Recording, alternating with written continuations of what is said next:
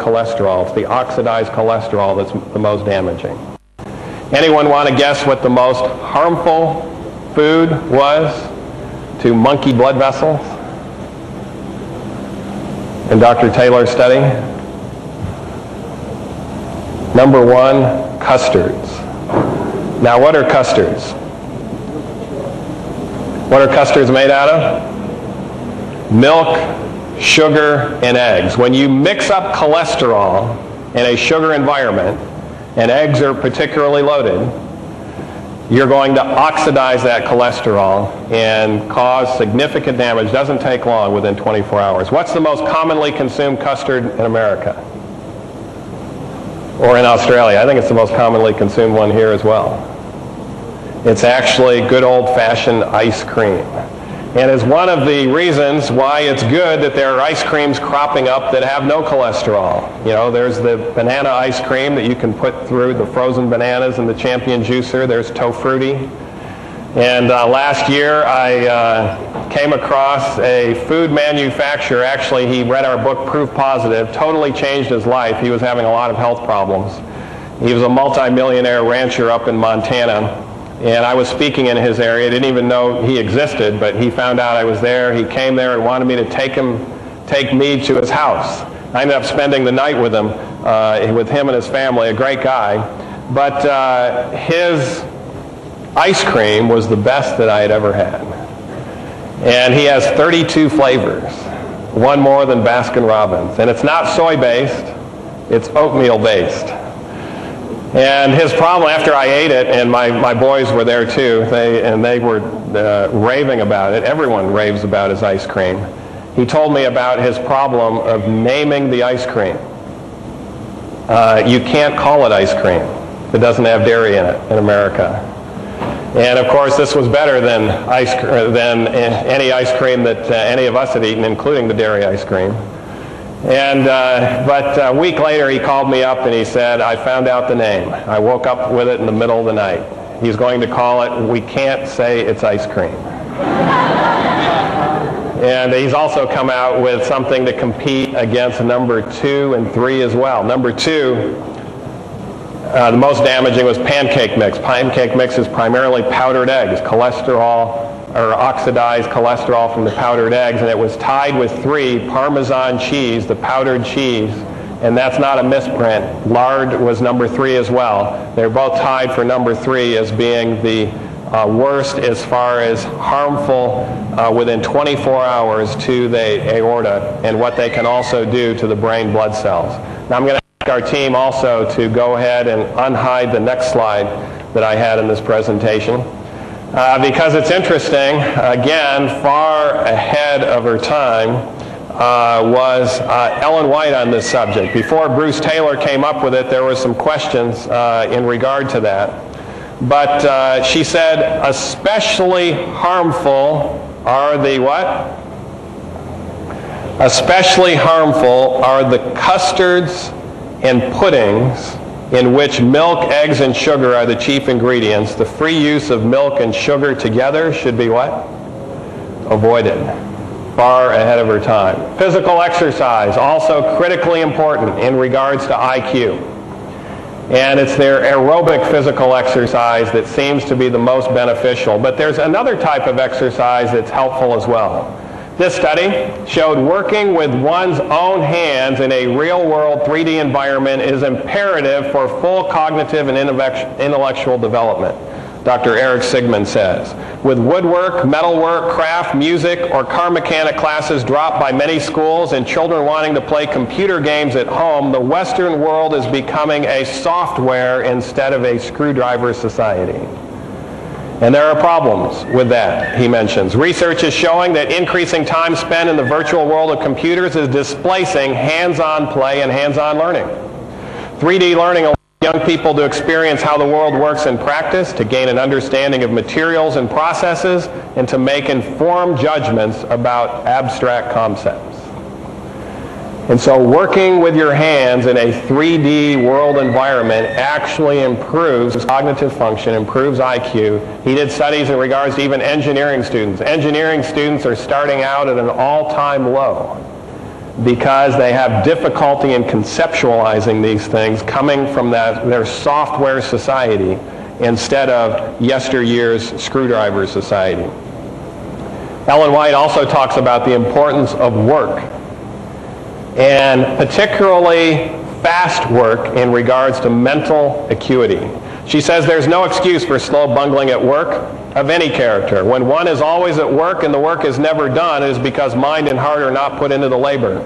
The one who is slow and who works at a disadvantage should realize that these are faults to be corrected. He needs to exercise his mind in planning how to use the time as to secure the best results. By tact and method, some will accomplish as much in 5 hours as others do in 10.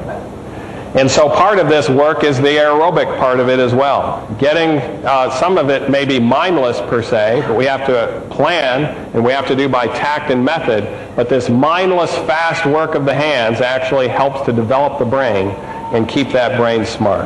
And that's why at Weimar Center of Health and Education, where we're leading out in an academy and college and a lifestyle health center, physical labor is a critical ingredient for every faculty member and for every student that's there, whether it's garden work or other type of physical labor work. And you know who we've had the hardest time with in regards to getting that labor done? It's not been the students. It's actually been the faculty.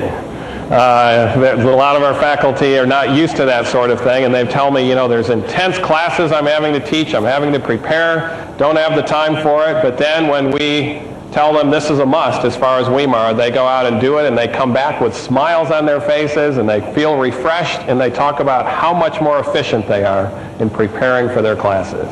Something critical about regular physical labor. Well, hypnosis will also counteract IQ.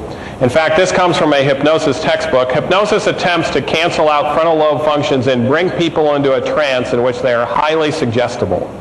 This is most easily accomplished by training the eyes to focus in on one object, the best object being a little flickering light. The person will record information and duties without interpretation or without frontal lobe activity. Now, a lot of people may not realize it, but they could have a hypnotic instrument in their own home. What trains the eyes to focus in on one object and flicker? Yes, and what produces that flicker is the rapid scene of reference change. Now, you may be watching this on television on Three Angels Broadcasting Network. And if you are, rest assured it's not going to suppress your frontal lobe. Do you know why it won't? The average scene is not changing every 3 seconds like it does in movies and entertainment television.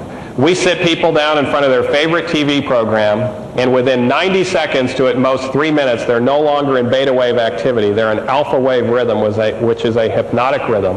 Their memory is still working, their emotions are working, they can laugh and cry with the scene, but they're no longer putting it in the appropriate subsets. And this is why they can laugh at hideous things that if they occurred in real life, they would be appalling, because of the hypnotic state that they're in. There are 17 detrimental effects on the frontal lobe of the brain that entertainment television has been proven to do. Over 3,000 studies have been done on it. Over 300 books have been written on the subject. And they all show a decline in frontal lobe function. It decreases interest in learning. It decreases interest in reading. Decrease in IQ scores. Decrease in academic performance. Decrease in discernment. Increase in daydreaming. And a decrease in creative ingenuity. In fact, one of our professors at one of our colleges, Columbia Union College, who taught communications for years, people would come because they wanted to be experts in the media. And sometimes they would fail his communications class, and they would say, "This is what I want to do for my life. I'm failing." And he would tell them one piece of information that would help them. He would tell them to go home and stop watching television and movies, and in 1 year come back and take his class. Students would do that, and they would come back and get an A. Interestingly, the top Hollywood producers who design the sets in the movies and everything about it themselves don't watch entertainment television because they know it's going to suppress their creativity. And they'll tell you about this. They'll tell you about it in interviews, etc. They might watch what someone else has done for 90 seconds to at most 3 minutes, but they're not going to watch a full-length movie because of what it's going to do in suppressing their frontal lobe of their brain in regards to creativity. This study done not long ago and published at Columbia University and published in the journal Pediatrics, the more TV adolescents watch, the more likely they are to develop attention and learning problems and do poorly in school in the long run. The amount of TV kids watched when they were 14 was positively linked with having attention problems later, not doing homework, being bored at school, not finishing high school, and hating school, the researchers found. 14-year-olds who added one more daily hour of TV doubled their risk of academic failure at age 16.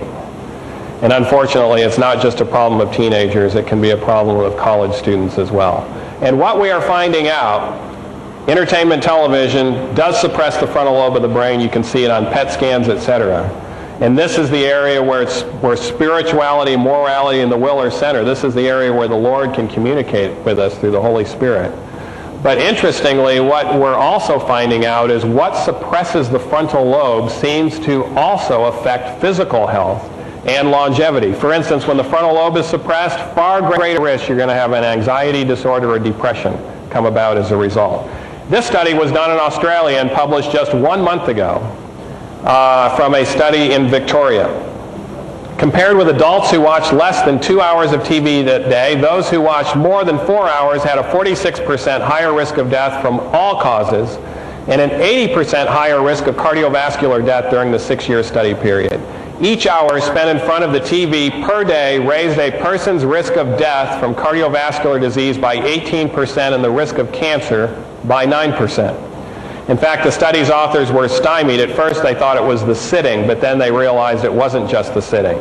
The pattern held even after the researchers took into account the education level, the overall health of the participants, their age, whether they smoked, their cholesterol, and blood pressure. What's more, exercise doesn't necessarily make up for the long seasons in front of the tube.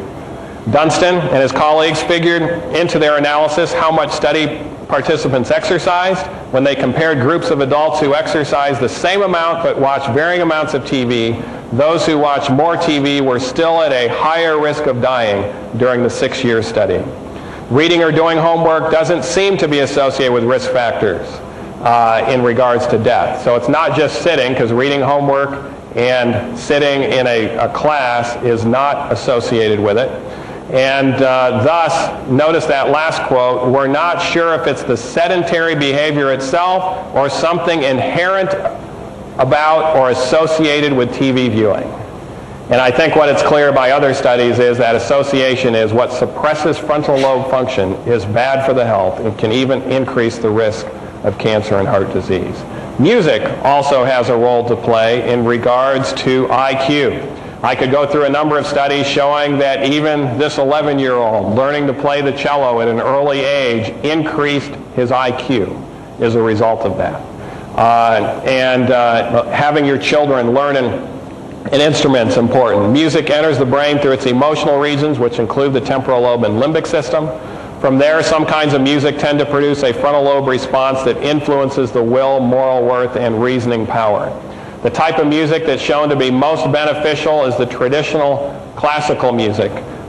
This was a picture that I took myself at the Dallas Symphony during the Christmas concert not long ago. Beautiful music. It's sold out 12 nights in a row. They don't have to advertise it. There's an upsurge of classical music occurring around the globe simply because of, part of the reason is the study showing the benefit as far as organizing the brain is concerned and in regards to IQ.